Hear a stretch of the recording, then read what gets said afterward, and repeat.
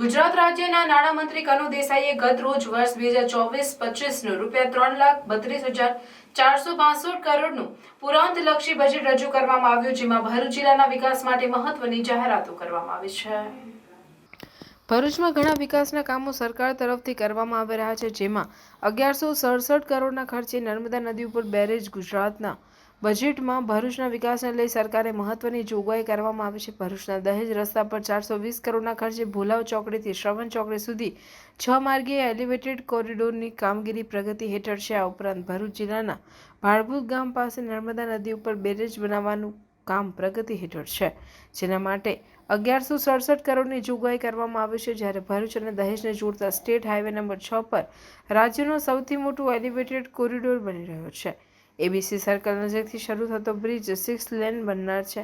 આ બ્રિજ શેરપુરા ગામ પાસે પૂર્ણ થશે। સ્ટેટ હાઈવે પર આ પ્રકારના પ્રથમ કોરિડોરનું નિર્માણ થઈ રહ્યું છે। આ પ્રોજેક્ટ 420 કરોડ રૂપિયાના ખર્ચથી આકાર લેનાર છે। નર્મદા નદી પર ભરૂચ જિલ્લાના ભાડભૂત ગામ પાસે બેરેજ નિર્માણાધીન છે। આ બાંધકામ ઓગસ્ટ 2020માં શરૂ કરવામાં આવ્યું હતું।